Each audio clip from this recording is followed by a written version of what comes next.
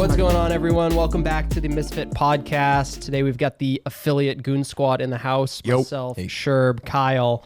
How we doing, gentlemen?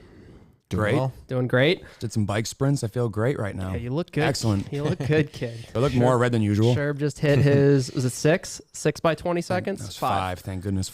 Like a total of 140 seconds is about my max. Actually, that's not even true. It's more like 30 seconds. 140 seconds. 140 seconds of work, and you 10 can 3-second intervals. And you can be dead like Sherb.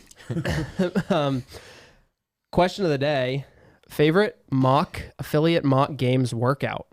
Now, are we going with like the one that you like to do the best? The one that you like to do the best. Or did you do any of them? I just did one. Your training. I only did one, but it was my favorite. Speed skill medley?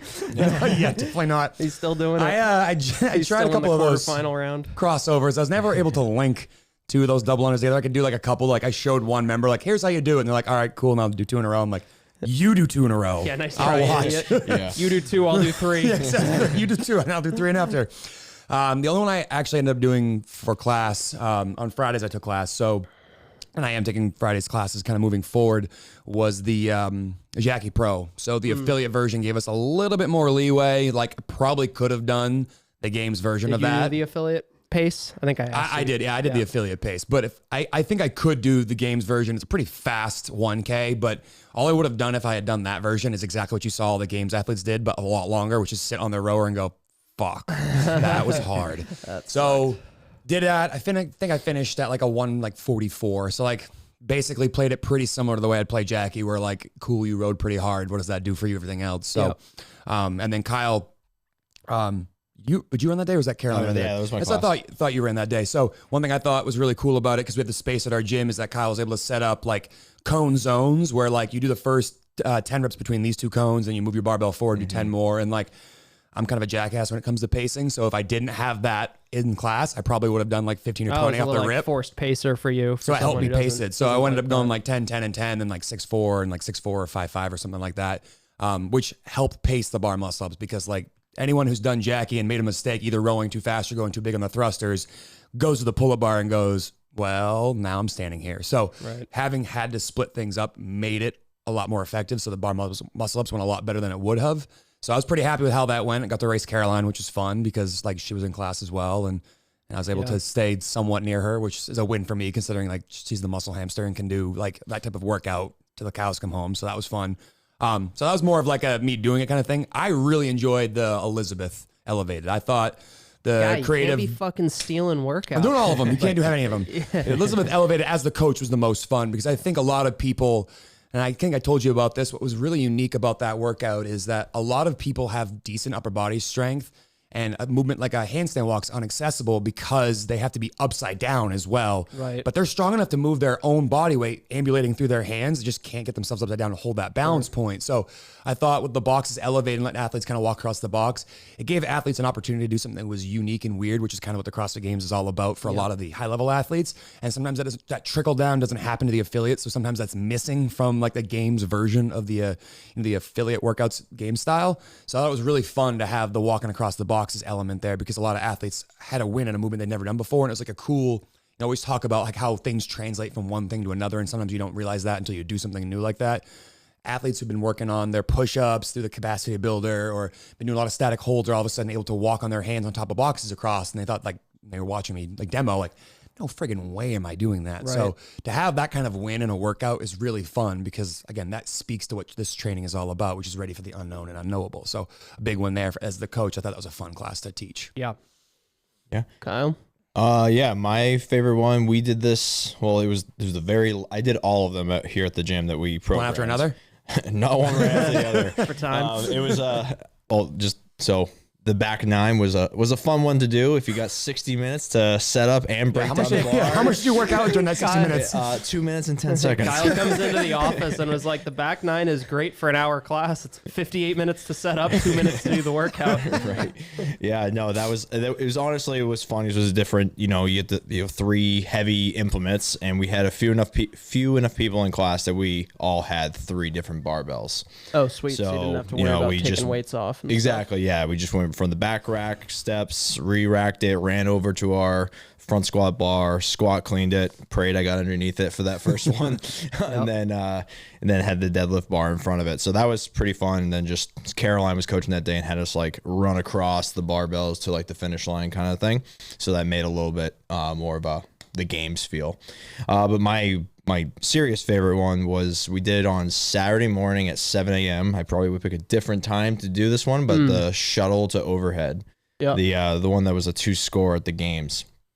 I didn't see how that got set up. Did Lydia set Coach up Lydia did a great, we did a shuttle, which why I thought it was like really fun because like we're all used to here running our 400 meter loop.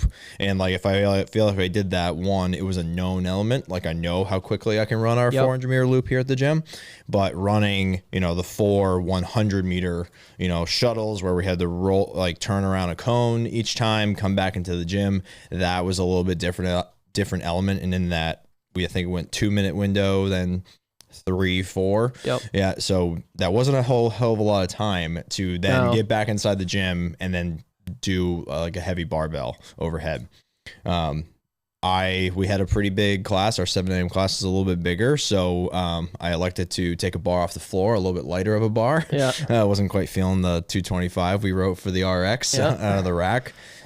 So I went 155 and had a games athlete who did the event at the games right next to me doing the exact same bar off the floor. So that was... Throw some extra clips on there, guy. Good race. But anyway, no, it was good. I run back in, run pretty darn hard, especially in those 600 and then the 800. And then just put your hands on the bar and see how many times you can put it overhead. That was, I got a lot more out of it, like conditioning wise, than I thought I was going to get in such a short time windows. Those running distances and the time windows really force a bit of forced intensity there. I love when a workout makes the run count. Like I hate it for myself. Like I don't enjoy a workout that running really matters, but like when you teach in the affiliate class and you have a workout where it's like, hey, like I don't care if you get to the barbell. If you jog, you're not getting there. So here's your incentive. Like I know you love the barbell. Right. You got to earn the right to get there. And it's fun when you have, like either Jackie Pro where you have to go at a certain pace. You have that 4-minute penalty added to the end of your score, or you're forced to run or you don't get to use the barbell. Like I like those little like incentives for class because it pushes you to go harder than you would otherwise. Yeah, absolutely.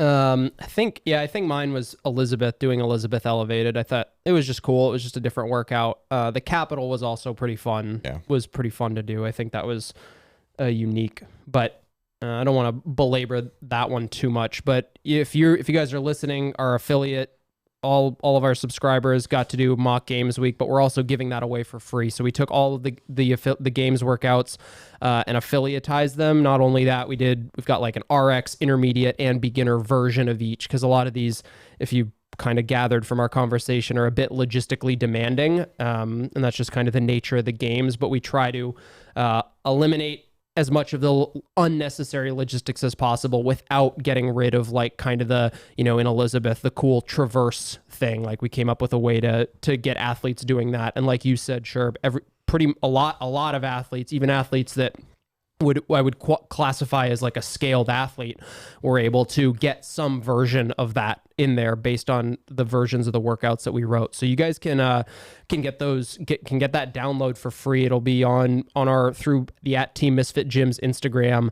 and is it on teammisfit.com, Ted? Can we? teammisfit.com/affiliate games week. Just teammisfit.com/affiliate games.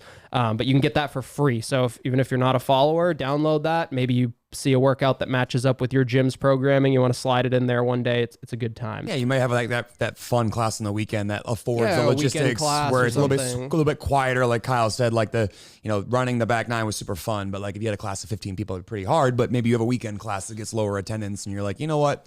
I know you all watch the CrossFit Games. Let's do our version of it. Yeah, we for the bike to work event, we laid out a 3 and a 5 mile bike loop for athletes if they wanted to even bring their road bikes in. That was Labor Day for us, so it was an open raining. and it was raining, so it was an open gym sort of thing. But yeah, it was a great time. Okay, today we're going to be talking about phase 2 for affiliate programming, but we're also going to try to talk about how to find wins in training. And again, this applies across the spectrum, whether you're a scaled affiliate athlete all the way up to an MFT follower. Being able to look at your training and either hopefully ahead of time, because I think a lot of this has to do with kind of the preparation that goes into it and thinking about what you're trying to get out of a training piece beforehand. But there's also a bit of a debriefing element afterwards that is just like, especially in the instance of, wow, that workout did not go the way that I thought it would, for better or worse. There's a debriefing element that's required. But the first place we have to start with this, as far as like finding those wins, is one, defining what it means to what a win is, right? What is, it's not necessarily just an objective. I went faster or slower. And then also understanding the difference between training and testing. And one thing that we do for all of our programs, affiliate and individual, is we have that test and retest week, which is equal parts to show, kind of hold athletes' attention, almost like to keep, if it's a 12-week training block, people get bored. If we never test or retest anything, then athletes kind of are just like, well, am I making progress? And so we kind of have those test and retest weeks in there for a little bit more of the objective metric of feedback, like better, worse. Same, worse. Yep. But we can also, as we'll get into, figure out how to extract wins from different places within those workouts. So what do you got? What do we got? Where are we at with I think we should start probably with like delineating the difference between testing and training. That's probably the best place to start, because each one of our phases, whether we're talking the affiliate level or MFT, Hatchet, Masters, whatever our track you follow along with us, testing is a very deliberate thing where if it's reasonably possible for you to do so, you should try to do the workout exactly like it's written. Go ahead of time with the best possible strategy for you that's going to give you the best possible objective score. Like, that's probably the easiest way for someone to understand that. Like, your goal is to get the best possible score, and whatever means gets you there, that's what you want to use when we're testing. The other side of the coin, for most of your training pieces, you are training, which means you are trying to look at the workout, think about what element or elements in that workout would give you typically the most trouble. Let's say if this were a test, and say, all right, how do I create the most adaptation of the thing that I am worst at, so that this comes up a next time that I either know that I need to be a little bit more cautious on the rower so I can do bigger sets of muscle ups, or hey, maybe I need to make sure that I run harder because I got done and I was like, you know what, that wasn't as hard as it needed to be. And I moved the barbell beautifully, but I didn't, I shuffled my feet a little too slow, and that didn't allow me to get the score that I wanted. So I think you'll spend 98% of your life, 99% of your life training and about 1% testing. But again, the testing is basically just a checkpoint of where you are in your fitness, whereas training is where you make the difference and how you allow yourself to perform better on said test. So that's sort of how I think of the two things. I don't know if you guys have anything to add to either one of those things, maybe something I missed comparing the two. I don't know if you guys have anything to add to that, because I have a little bit more to say. I think the only thing that I would adjust, you said like 98% of your time is training, 2% is testing, whatever. The only qualifier I would add to that is the more of a beginner you are, or a beginner athlete you have, the more everything is a test, right? Yep. If you've got stuff that you haven't done before, it's like, if you got athletes at the affiliate level asking like, what's this movement again? It's like that they're almost, it's almost not even worth delineating. Like, there isn't a difference between training and testing. We're just trying to get this athlete comfortable. Once you get to a point where it's like, okay, you've leveled out as far as solidifying where you're at, that's when it becomes a little bit more, obviously we're training more frequently than we're testing. Yeah. So the next layer that I would say after we kind of delineate the two between training and testing would be, us coaches do whiteboard briefs. Part of that whiteboard brief is to make sure everyone knows what they're doing. They know the intent of the workout, how to pace it, what the workout should feel like. Those are things that are sort of setting the stage for an athlete to understand and start making like plans in their head for like how a workout should go and how they should approach it, so they can get the most from it. Because the way I'd like to think of a win for, the majority of our members is getting a good workout and being safe. Like, if we can check both of those boxes, every day you come in, you're safe, you left here not injured, and you got a good workout, for 95% of the time, we're doing a really good job as coaches. Now, there is another 5%, the bonus credit, extra points that you can get by helping an athlete really understand kind of the ins and outs of what each stimuli mean, what each pacing thing means. But early on, I think it's really important for us coaches to set the stage of like how it could go so that athletes get those wheels turning and start to understand how we think about workouts so they can hopefully get in the same mindset, because when they're on the same wavelength as you, it's really easy to have that conversation about, hey, I know you can power snatch, let's say today's class workout, which is power snatches and body weight lunges. Like, I know you can snatch 95 pounds, but I heard you say it in class. Can you do it as an unbroken set for 7 straight minutes, 6 reps every single time you go back to the bar? And if you can't, then you probably should go lighter. And when an athlete begins to understand that's what we're after there is unbroken sets and fast movement back and forth between stations, we start to set the stage for what a workout can do for the athlete, which is create a certain type of adaptation. And it does take some time to get athletes on that wavelength, but if you can create that like symbiotic relationship between you and the athlete where you're both kind of thinking the same weight when they walk in, you're probably going to get better adaptation, and you finally kind of earn that buy-in with that athlete, which is going to help them start to figure out, all right, now I got 1 win, how do I get more wins in this class?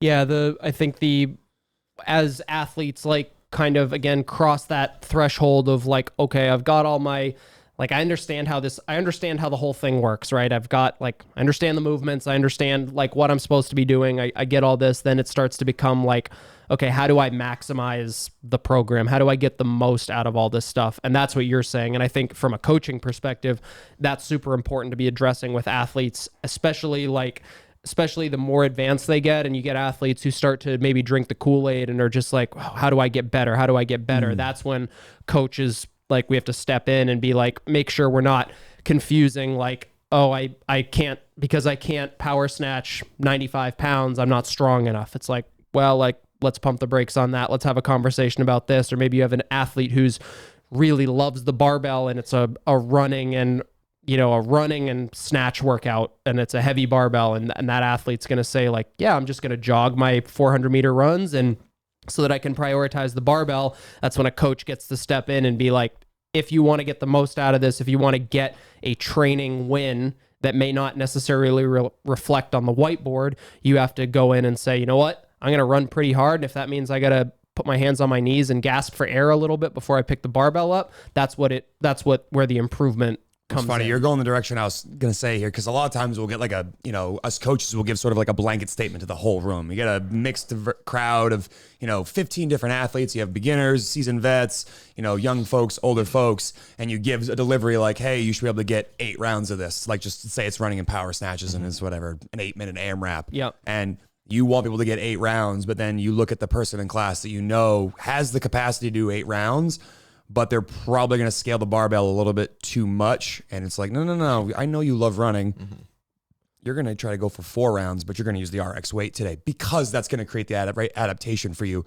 And that is something coaches have to basically earn the right to say with an athlete, having put enough eyes on that athlete, seen enough reps from that athlete to know what they like to gravitate towards, and to make sure you're just kind of steering them in a direction that creates adaptation, because we will get an athlete fitter even if they highlight their strengths and kind of minimize their weaknesses over a long period of time. Athletes will get fitter, but most athletes will come back to you more upset about something they're bad at than excited about something they're good at. And when the open comes around, what typically gets highlighted? Things that hold you back. I don't have the muscle ups, or I couldn't move the barbell, or I don't have the double under. And, we have this period throughout the entire year where it's like, hey, I know you're going to get less rounds than everybody else, but you're going to do 10 double unders every single round where everyone else is doing, 40. And you would normally just do 40 single unders because that's going to keep you moving. I don't care about that. And again, this is because I care about you. I want you to understand that, like, when the open comes around, you're going to come back to me and talk to me about how this is frustrating you still. And I'm going to be like, well, we either addressed it 6 months ago when I made you do the 10 double unders in class, or we're in the same place we were last year where you were, pushing back a bit. And now that's why you haven't developed that skill, and why we're in the same conversation, that felt like we had a year ago. It's like Groundhog's Day. So I think that early on you deliver this blanket statement of how a workout's supposed to go. And then the finer nuances of coaching is being able to go back to an athlete, maybe ahead of the workout. And then maybe something I like to do is I give my general feedback to the class about how a workout should go. And then as people are setting up their barbells and warming up movements, I'm walking around and going, 55, you think? I think 65. Or I'm walking around, I'm like, all right, what pace you're going to hold in the rower? Not 150. Let's go 145 today. And again, a lot of times like, what the fuck? You're sabotaging me. It's like, guess what doesn't matter? Who's the fittest person on September 2nd, 2001? It doesn't matter. What does matter is that you got better at something you're not good at today. And that means I'm going to force you to do something that's a little bit uncomfortable. But if you stick with me and you follow on what I say and do your best effort, 6 months from now, you're going to be like, I remember when I used to be laughable that I asked you to power snatch 95 pounds and now I'm doing it for touch and go sets of 10. Like, that's something that an athlete will truly appreciate and helps, again, build that rapport between you as the coach and them as the athlete. That gets them on your side so that when you scale them or tell them to do something in class, it's like without being total sergeant, like, sir, yes, sir. They're doing that because they understand that you have their best interest in mind. And that's a really good way to start building a tighter community because they trust you wholeheartedly to give them the best stimulus. All right, everyone, just a quick break from the show to talk about our singular show sponsor today, and that is teammisfit.com affiliate programming.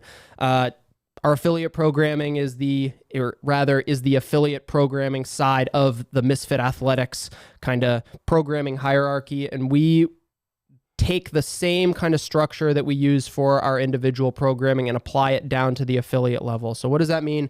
You guys are getting warm-ups, you're getting a skill component, either a skill or a lifting component, a conditioning piece, and then a competitor extra every single day. You get your warm-ups, you get plenty of coaches' notes to assist with scaling, timing of your class, as well as target scores for your athletes to reach for.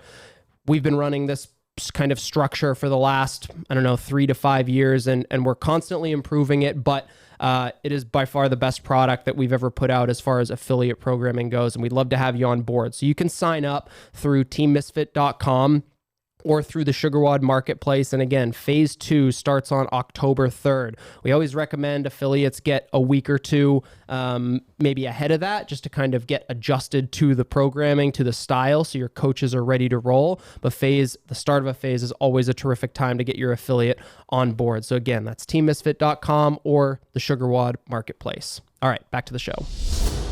Yeah, I think for sure. I think then kind of moving on a little bit towards the defining what it means to win. Like, we've got our objective metric. So when athletes go into phase 2 and on day 1, it's a 1 rep max squat clean because that's our high CNS lift, and then retest it in week 7. We're obviously hoping for an objective improvement, like more weight was lifted that one time. But there's also, and we've talked about this a lot before, there's the more subjective improvements, the technique improvements.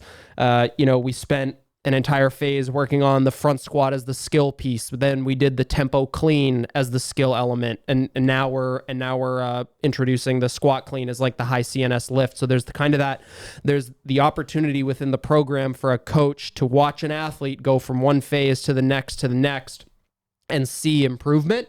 And I think a lot of this has to do with coaches picking out the improvement for the athlete, because athletes aren't necessarily the best at picking out, and just awareness. Like, they don't see themselves unless they're filming themselves in the middle of class, which most aren't. They're not seeing the technical improvements until a coach points it out. And I think that's an important point to make, is like, as a coach, if you're watching an athlete over the course of, some of you've probably, I've coached some of these athletes for like 5 years. I feel bad because I'm just like, I don't know what else to say to you. Like, I feel like I've said everything under the sun to you. Obviously we're still coaching them, but like, you see an athlete over a really long period of time, if they're making that improvement, you got to point it out. Like, one of the best things you can do if you want to encourage behavior is to tell somebody that what they just did was really good and to keep doing it. Yeah, and I think an easy way for a lot of people out there who coach to understand this is we all have that athlete that is super consistent. They come to the gym 4 or 5 days a week. They won't miss one single day of your skill front squat, your tempo clean, or your high CNS lift. They'll go the entire phase, and maybe they match their PR exactly again on retest week. And then some random lifting ladder where you get to do some rowing, and then you do a clean, then you do some rowing and a clean. All of a sudden, it builds something heavy. They PR, and they're like, holy freaking shit, I just PR'd my clean.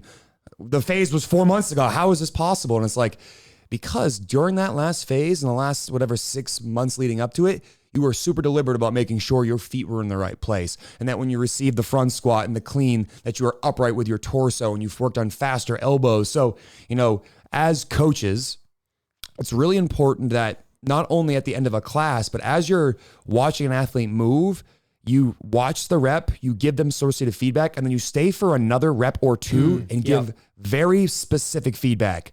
Good, better, worse, or the same. If you aren't giving that kind of feedback, if you just say, do this and you walk away, how do they know they're getting better? And again, that's not how you're going to create the behavior where they're like, all right, shit, maybe I should try to do one of these things because the coach tells me it's going better. And all of a sudden these pulls and these front squats feel so much different than they used to. And that's because you gave them objective feedback and they heard from you afterwards that went better, it was the same or worse. And that is how you start to create these wins, because you're right. Sometimes you're going to go through an entire phase and I don't know, half the memberships doesn't PR and they're a little bit frustrated. They spend all that time doing maybe a lift they don't necessarily like, because some people don't like squat cleans, that they're there power clean everything in the rest of their life. And they're like, why did I do all this work if it doesn't pay off? And more often than not, I think that's an athlete that maybe didn't get the attention they needed to focus on things throughout the entire phase. And more often than not, had they got a little bit more feedback throughout the phase, they would be okay with the fact that like, hey, I am improving on elements of the clean, even if my number at the end of the day isn't higher just yet, because it will be down the road. It's a big, I think there's a lot of responsibility on a coach to, like you said at the beginning, kind of at that whiteboard brief, to be setting the stage for an athlete. Like we do that pretty often, especially if it's like if there's a workout with a little bit of nuance or with a strategy that's involved, we will give athletes like, hey, if you are this type of athlete, this is kind of what you should be aiming for. If there's a machine, like this is the kind of pace you should be aiming to hold. Like you and I, we were just talking about Monday's workout, which was the biking, assault bike, run interval. Bike, run, bike. Everyone's least favorite workout of the week so far. Which you said was everybody's.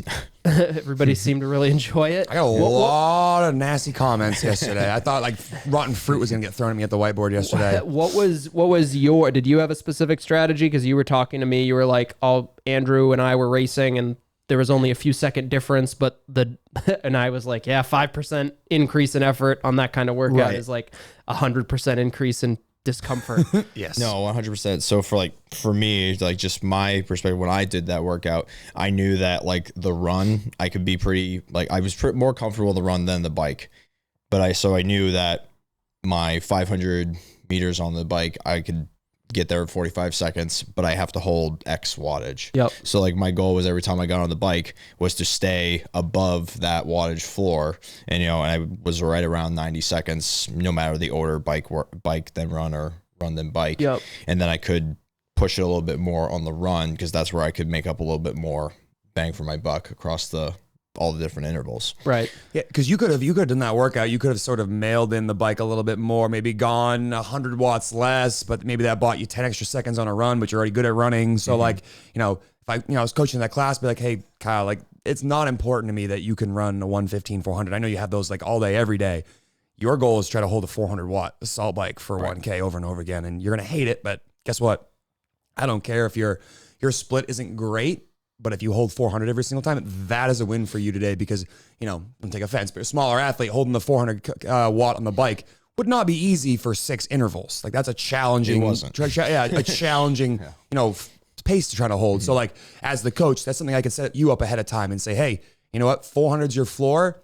You run at a pace that allows you to go 400, because I'm not worried about you losing 30 seconds off your 400 meter split. I am more concerned with like you racing Hunter side by side and you guys being comparable runners, but he can bike at, 50 watts higher than you.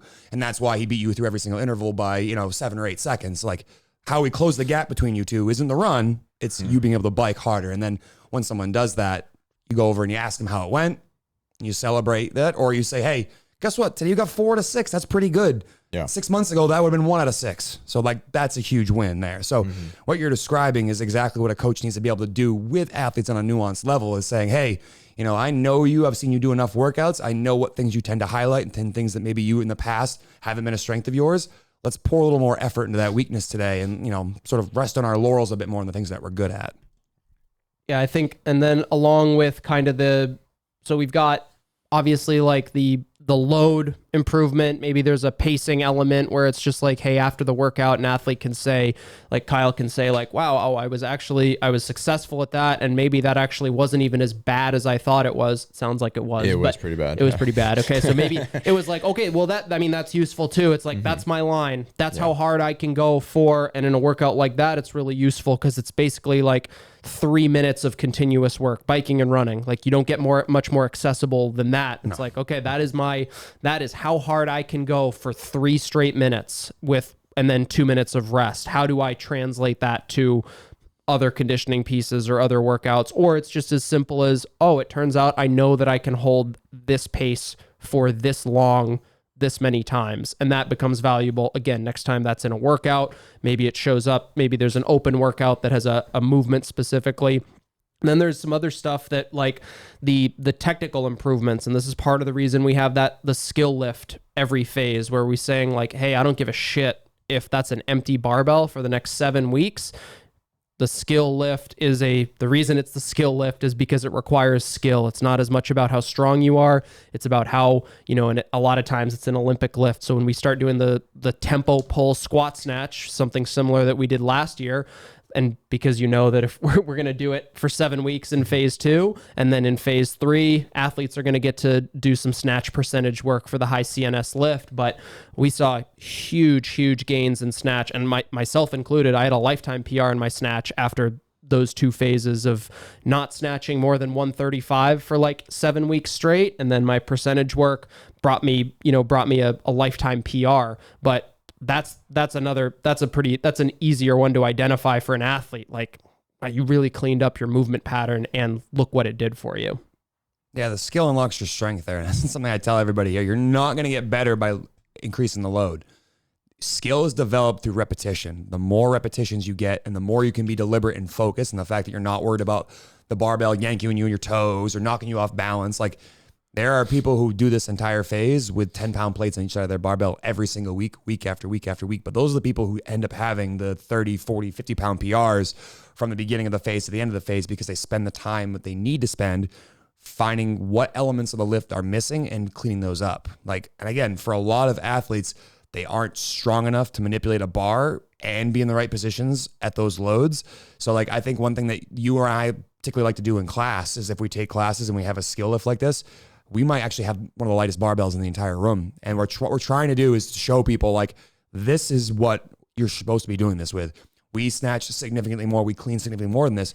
But both of us know we have movement inefficiencies, and we're not going to fix it with 185 on the barbell. We're going to fix it with 95 pounds on the barbell. And the hope is when we take class as both coaches in the affiliate, but also athletes in the affiliate, that people take notice of the way we're trying to approach things. So they'll follow along. So it doesn't become, who can throw the ball the farthest kind of thing. It's it's not an ego thing. It's really about who can move the best. And if that means the entire sessions with an empty barbell or just 10s on each side, that's what we want you to do. And thankfully, I think it's becoming a culture thing that everybody appreciates at our affiliate. It wasn't an easy thing at first. People are going to push back at first because they feel like they're not doing the right thing or it's not heavy enough to get in the right positions. And my favorite response to that, it's yeah, you know what? When you first learned how to drive a car, you started on NASCAR, right? 200 miles an hour? Absolutely. No, you didn't. You started with your grandma's jalopy and you're going at 15 miles an hour and you're worried about bumping into cones. When you start anything new, go to the slowest, safest iteration of it, which for most people's tempo, empty bar reps. And when you develop proficiency, then and only then do you sort of earn the right to then move on to heavier weights. Because otherwise, you're just going to build bad habits. And sometimes these habits take years to correct if you let them go on for long enough. So, a lot of people who buy in and say, all right, I'll do this, aren't people who are, 2 years later being like, man, I've been at the same squat clean PR for the last 2 years and it's really pissing me off that I'm not getting better. It's all right, well, last time there was a tempo phase or a skill-based phase, how many days did you stay below 40%? Most of them be like 0. Well, we got your answer there. Let's make sure that the next one comes up, we spend more time sub 40% or whatever. I mean, not 40% is arbitrary, but we're staying at a percentage that allows us to move really well because that's what's going to create change. Yeah, I almost consider the skill lifting element, maybe we should retitle it repatterning or just teaching. It's putting the correct movement pattern into your brain. It's the skill lift has to be thought of as a neurological adaptation session where we're trying to get athletes to clean up movement patterns. And in a lot of instances, especially if you have an athlete who comes from a different gym, this happens at our gym all the time. And this is nothing against other gyms, but it's I'd almost rather have a raw beginner in class because at least I can teach that. I know I'm going to hey, you ain't snatching You're setting them up shit. the right You're way. not snatching shit under under my watch. So like I'll stick you with a PVC pipe for the next 7 weeks if we have to. But a lot of times you get athletes who come from a different gym. Maybe they didn't get great coaching or they just weren't taught well and they've got some wonky patterns. And it's like, hey, like, I know you've been snatching like this for the last 4 years. That's not a snatch. Like we gotta clean this up. If you want to work on this, it's got to be light. It's got to be, and that's part of that subjective improvement, right? It's like, was I able to get into that power position when I hit my 1 rep max, even if it's lighter than it was before? You know, am I consistently keeping my heels down as, you know, throughout the first and second pull, etc. A big part of this too is hard for a lot of athletes to understand that every day at the CrossFit gym doesn't need to be a metabolic beatdown. And I think that there is an element of like how you feel at the end of a really hard Metcon. Like everyone felt super fucked up on Monday because of the bike running piece. And like, they were like, damn, that was a good workout. I'm like, yeah, you're absolutely right. But think about what would happen if you did that continually, day after day after day for weeks. People would drag through the mud. They wouldn't come in. You'd have overuse or injuries. Or you did the equivalent with a barbell. Every day was like 70% plus of lifting, you know, snatch, clean and jerk, back squat, deadlift. And one of the elements out of, people. of CrossFit is practicing skills and drills. And most people equate that with like gymnastics. Like I got to work on my kipping pull up or my muscle up. And like those are awesome expressions of skills and drills. But like, how often, for those of you that are frustrated about not having muscle ups or not having handstand walks, do you try to perfect your push up? Or do you grab a barbell and literally do 100 muscle cleans ahead of your very light tempo clean session? Like, how much time do you spend doing those things? And what I'm trying to get here is, when you go and do that, you create neurological adaptation, which helps you be a more skilled athlete, which then is both easier on your central nervous system, but also allows you to train more consistently. Because again, if you train high CNS, something that beats you into the ground day after day after day, eventually all your investment of energy comes with diminished returns. Well, what would allow someone who likes to exercise a lot the opportunity to do so, but not the expense of being further beat down? Consider mixing in skills and drills into your programming. And that's one thing we try to do with Team Misfit, is to make sure that there aren't, you know, just 5 straight days of just absolute just thrashings that, you know, a couple of days of thrashings, a couple of days of skills, a couple of days of, you know, maybe monostructural, so you're a little bit easier on the joints, a couple of days away from pulling the barbell with your shoulders. Like, we think about these things because we understand like approximately what an athlete should have over the course of one single week, a training phase, or a training year. And if you are constantly just beating people down, you know, you're going to have a couple of people who really like that, but then athletes who are constantly getting hurt and not coming to the gym consistently. And that's one of our big goals with Team Misfit, is to make sure that when an athlete comes to your gym, they're getting such a well-rounded program that if they wanted to train 4 or 5 days a week, they could do so smartly and not just be absolutely mutilated by the programming. Because any asshole can write a hard workout. Like literally any asshole can make a hard workout and just say, go really hard, go. Yeah. That is not good programming. That's not good coaching. So we try to take that element of what we think is, all right, anybody can write a hard workout, to be like, all right, there are days that are going to be hard and you have to try really hard. But there also can be days where most of the day is spent refining a really light Olympic lift and then working on things like strict pull-ups and push-ups. And no one's going to leave that day being like, oh my God, that crushed me. But when things come up like, hey, do you want to do muscle-ups? Oh yeah, I can do muscle-ups because I have the strength that I need.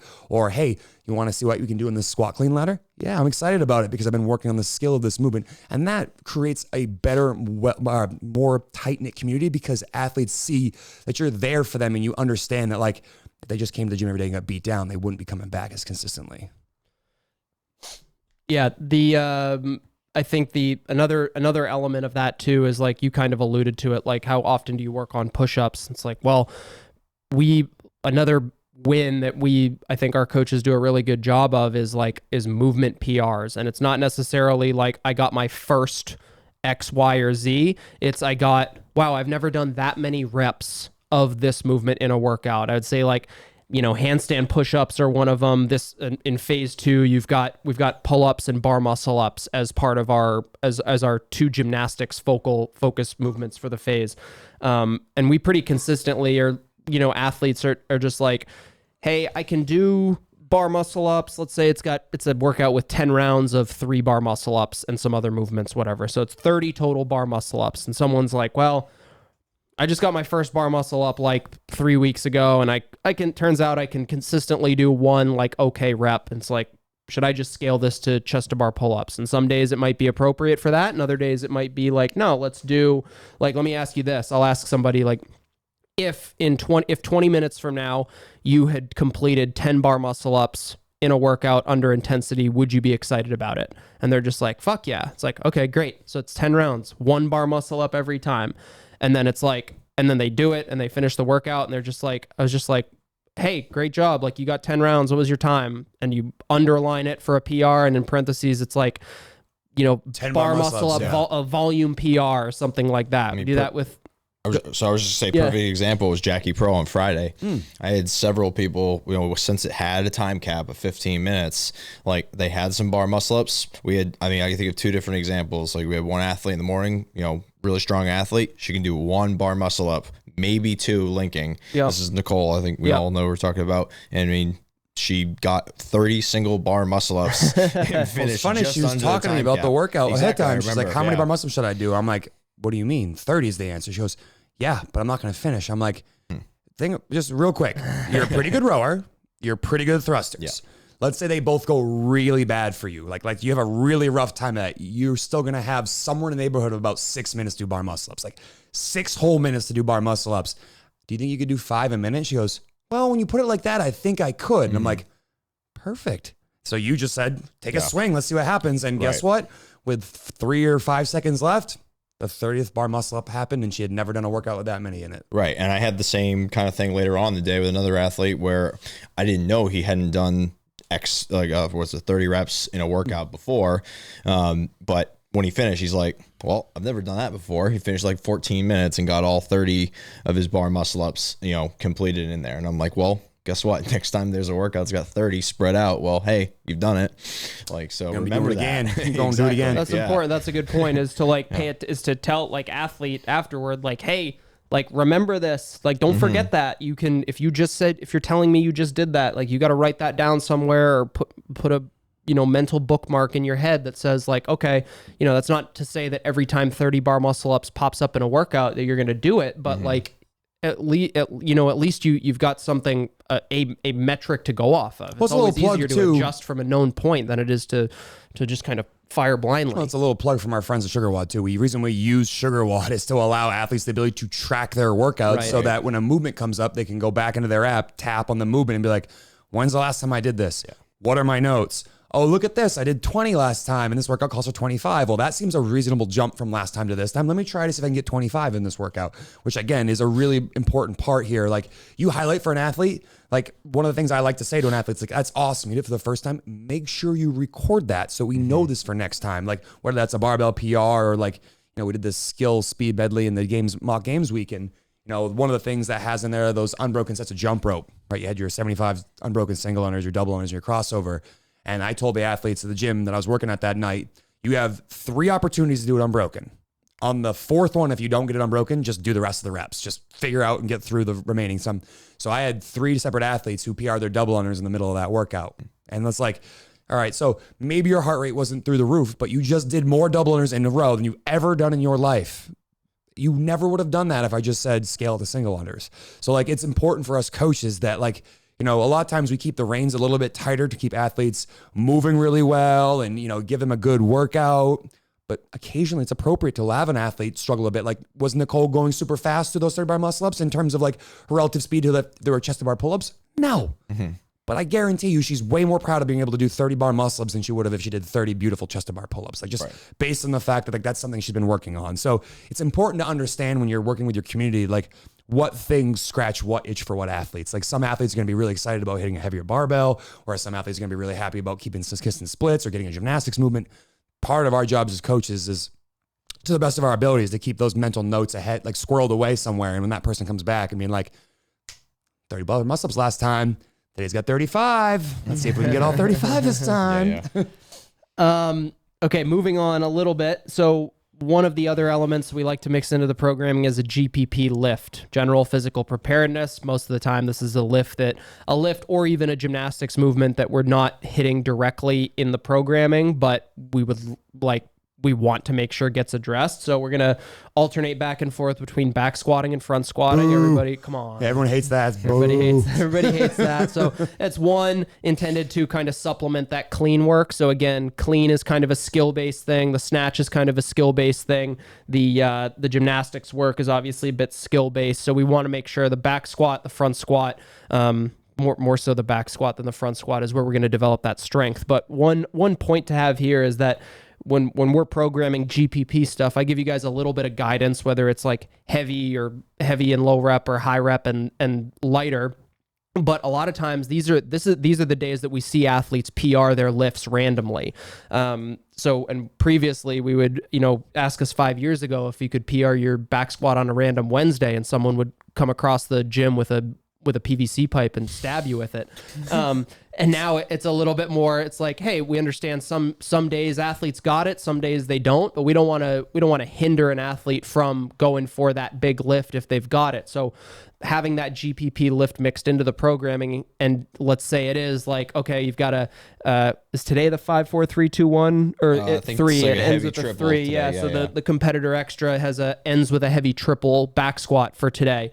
Different phase, but the idea remains the same. It's like, okay, if today you're feeling good, go for a 3 rep max. And that is because it's the GPP lift and we're okay with that for that specific category. It might be a little bit more cautious with the high CNS lift, because we have a pretty deliberate progression that we're pushing for athletes. But when it's the GPP lift, we're not necessarily structuring this, this linear progression for athletes. Rather, we're just trying to maintain kind of some strength and familiarization with the movement.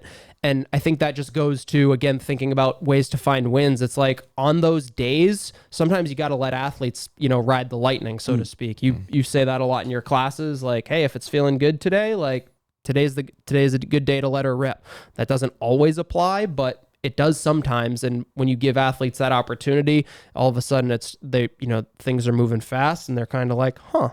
Well, the reverse of that too is that like some days someone comes in and done the whole entire phase and they go to test day and they slept like shit and had a stressful day at work, and they come in and their battery's drained and they're just super deflated by the fact they didn't PR. And it's like, hey, don't forget about all these factors and just wait a little bit. I bet you surprise yourself when it happens randomly in a Metcon one day and you add 5 more pounds to a barbell you ever hit. Like, this happens all the time. When you have someone who can basically PR on demand, like the end of every single phase, it's like, congratulations, you're like still beginner / intermediate. Yeah. When it starts to be further and farther between, it's like, congratulations, you have earned your stripes. You come here consistently enough that you're not going to PR at the same time. And that feels like the opposite of a win, but it's like, hey, all that means is a testament to your commitment in terms of how often you come here. And, you will get there again if you keep focusing and being deliberate. Just know that as you graduate from beginner and intermediate towards more of a seasoned vet, like that's where we have to find more of those objective wins. So we're talking about, barbells placed better on the front rack, or your feet were in a more optimal position to make sure your knees drove out in the bottom of a front squat. Like, those are the wins we have to go around and tell those athletes as they get more advanced, because they're going to be looking for things that are a bit more subjective as opposed to, is this bar clearly heavier or is my time clearly faster? Right. Okay, last point here, and you actually just kind of alluded to it, is just like, I somehow PR'd my lift in a Metcon. Yeah, we like to lift in Metcon sometimes too. So one of the other things that we're going to focus on, some weeks we'll have some lifting within a workout, will look like some percentage-based stuff inside of a Metcon. So breathing hard and then doing some split jerks or push jerks, or to this phase 2 will be shoulder to overhead. But another great point of feedback for an athlete, how often have you guys seen in a Metcon, hey, it's a 20-minute AMRAP, row 300 meters, 1 split jerk. Every round, add 10 pounds to the barbell until you fail or until it's too heavy. And athlete, how many PRs do you see? It's like, and then people are just like, why the fuck did that happen? Like, is it a warm-up thing? Is it I'm not thinking so much about the lift, I'm just doing it sort of thing? I don't know, but yes is probably the right answer. But again, giving athletes the opportunity for, to do those things, and then for them, more importantly, trying to pick out what's the common variable between, what's happening on the days that I'm the most successful. Is it I always PR my lift in a Metcon? Is it like, well, then is it is it a warm-up thing? Is it actually that thing? Is it that you are actually warm 15 minutes into the Metcon when you know, so maybe take the warm-up a little bit more seriously? Or is it more of a, it's like, yeah, I just don't have to think about it. Some athletes say that too. It's just like, yeah, I'm not really thinking. I'm just, you know, because I'm breathing hard. I've still got 10 more minutes left. So it's not like this matters that much. So I'm just going to lift. Oh shit, that was a PR. Like, oh, great job. Keep doing it. Yeah, as coaches, we're excited regardless of the reasoning. But when that does happen, it does, you know, warrant a conversation afterwards to be like, hey, what is the element that was missing from most days? And, you know, then trying to reverse engineer that when it comes time to do it. Like, you know, when we have our highest seen as squat clean for class, like, you best believe before we start the build up for it, that we're getting sweaty for 15 to 20 minutes. And people are like, holy hell, I thought we were lifting weights today. Why am I breathing so damn heavy and dripping sweat? And it's like, joke's on you. You think there's no Metcon in class? Yeah. Well, everyone will be fucking pissed at me because they'll come to my like deadlift day and it's like before the deadlift workout, we're doing a 15-minute AMRAP of like Russian kettlebell swings and a salt bike and handstand holds and like 6 other things. And they're like, Sherb loves to haze the Monday morning evening classes before a lifting day. It's so like, great. hey, like you want to lift heavy, right? You want to feel good doing it, right? And they're all like, yeah. I'm like, well, I got something for you. Just wait. And we'll do it. And then most times, you know, yes, the athletes are like, fuck, you caused me to have 1 less pound on my barbell this week than I would have had. But most people appreciate the fact that they were good and sweaty and that like all of their reps felt good because their body was actually alert and ready to do the work ahead of them. That's all right. Extra cardio is good for him. Yeah, I agree. Gentlemen, I think we hit everything. Anything last minute thoughts? Anything to add? Thoughts? I mean, final thoughts. I guess we that's said it what like we call 800 those times, things. but I definitely think it warrants saying again, like if you're looking to be the highest level coach you can be, you have to really know and hopefully love your members to the point that you care enough about what they're doing in the gym that you are aware of things like this happening. Like, of course, there's gonna be people who PR in the corner because they don't want coach watching and that like gives them anxiety. So they're like off in the corner doing their own thing. But like, try to go out of your way to make sure that if someone does something new for the first time, that you celebrate that. And maybe even bring them in front of maybe not in front of the class, but maybe you yell it out in front of the class and say, hey, guess who just PR'd their squat clean, or guess who just did their second bar muscle up ever?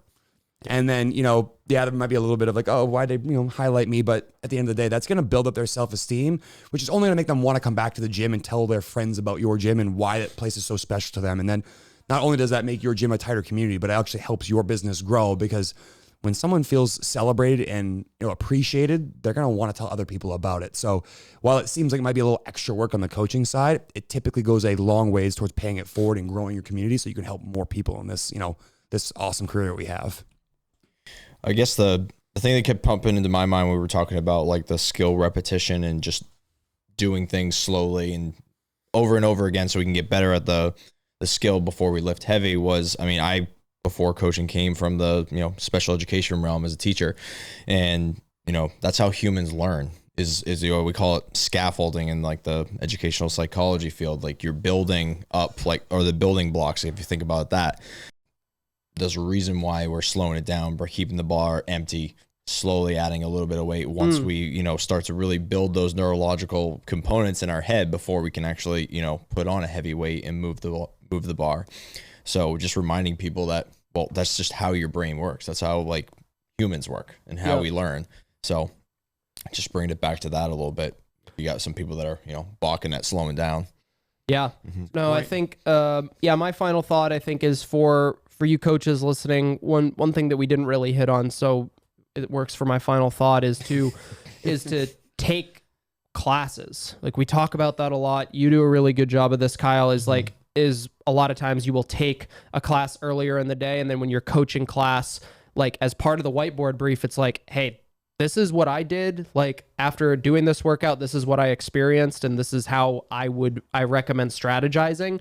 I think you as a coach, you can build a lot of credibility because you're doing the same workouts. Like we could do an entire podcast on that, but it also just gives kind of the like, okay, Kyle's somebody who's good at running, so he could communicate to athletes like, hey, I'm a better runner than I am a biker, so my focus was on the bike, and I want you to do the same thing. Sure, you did that the other week with the snatches. It was running, dumbbell step-ups, and snatches where you could do any version of snatch. You could do a power snatch, squat snatch, touch and go, singles, whatever. But you were like, the only qualifier is that you have to do the one that you like least. And communicating that to athletes is the way that we're gonna take the most, kind of extract the most. The important thing is just tell them the why. Like, you give them the reason why. Like, exactly. I think that's really important. Why. Asterisk there. It's like, make sure you tell do them the one why. you like least. All right, go. Idiots. No, communicating that is super important. Yeah. Okay, gentlemen, we did it. We did it. Thank you guys for listening. Phase 2 for Team Misfit starts on October 3rd.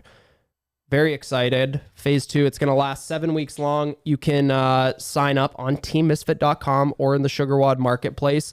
And then don't forget, you can download the Affiliate Games Week for free. Head to the Team Misfit Gyms Instagram at Team Misfit Gyms or teammisfit.com/affiliate games. Get your, it's a PDF. It's got all kinds, like I said, multiple versions of the workout, a ton of coaches' notes to help you with scaling and whatnot. And it doesn't visually look the same, but we provide the same information to you guys in the affiliate programming with the scaling, the coach's notes, the timing, all that sort of stuff. So October 3rd, teammisfit.com, phase 2. We'd love to have you. We'll see you there.